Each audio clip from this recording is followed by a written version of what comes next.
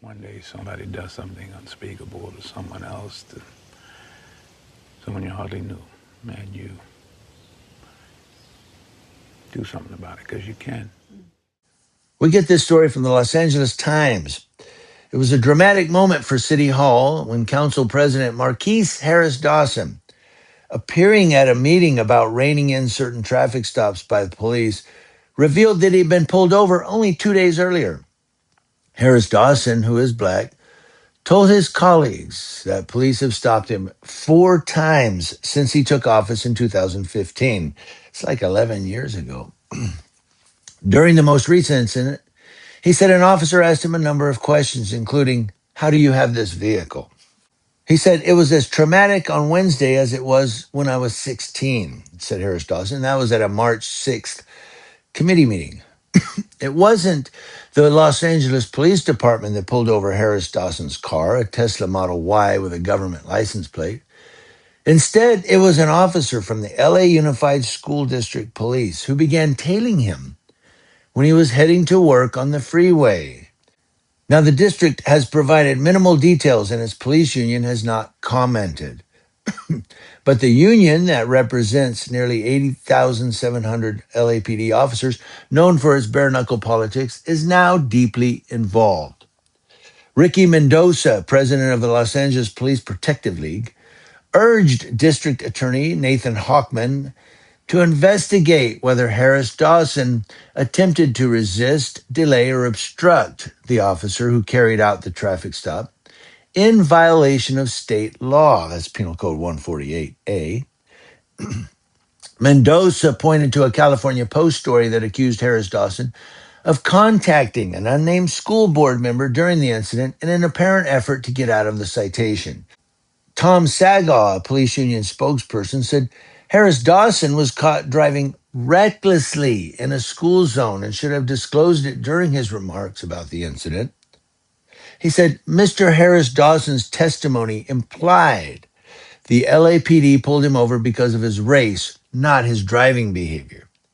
That's what Sagaw said in an email. He said that implication painted our minority majority membership as racist, and we will always stand up for our membership and correct falsehoods and other tall tales.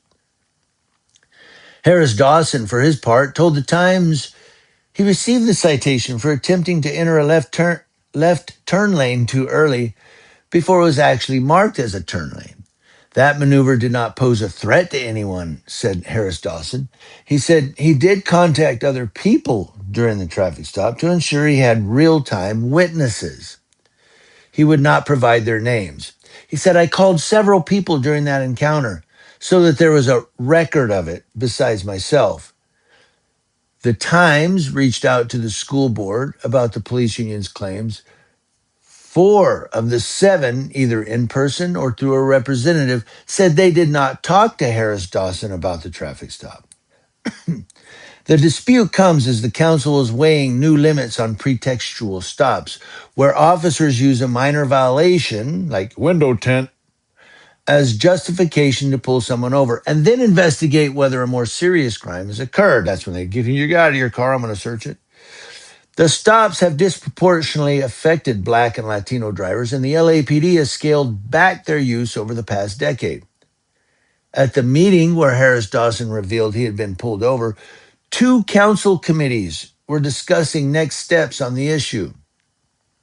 This last Thursday, a Harris Dawson aide hit back at the union, accusing the group of trying to divert the public's attention away from that work, that what they're working on with the pretextual stops. Just like pretextual traffic stops, the call for these pointless investigations violates the public trust, is wholly ineffective, and wastes precious resources that could be used to keep us safe, said the Harris Dawson spokesperson, Serena Tayeg Rivera. Now, asked about his recent experience with the school police, Harris Dawson said, "It's not up to the driver to determine if a stop is pretextual, but it sure felt pretextual." School district officials have offered only minimal information about the incident. He said, "During our morning school drop-off, a Los Angeles Police Department officer conducted a traffic stop based on an observed moving traffic violation in the vicinity of one of our high schools and issued the driver a citation. Harris Dawson told the Times that the encounter began the morning of March 4th of this year during his drive from his South LA home to City Hall when he noticed a white unmarked car following him on the northbound 110 freeway. He says he took the Adams Boulevard off ramp, turned right on Adams, and headed toward Main Street with the unmarked car following him through multiple intersections. When he turned left on Main, the officer turned on his lights and pulled him over, Dawson said. The officer walked up to the car with his hand on his gun. He's almost, I'll shoot you, this dude moves, and told him to roll down the windows. He said, because it was an unmarked car, I thought I was dealing with Immigration and Customs Enforcement, or ICE. Marqueece Harris Dawson said the officer told him that he had illegally crossed the double yellow line in the center of the street, preparing to turn left before his car was actually in the marked left turn lane. The intersection is 4 blocks from Santee High School. Now, Harris Dawson said the officer asked him how he came to possess the car. How'd you get this vehicle? He informed the officer that it was a city vehicle, remember the government plates, and he sits on the council. He handed the officer his driver's license, and at a certain point, he demanded it back. The officer refused twice to give it back, said Harris Dawson. He said, "Are you accusing me of taking your property?"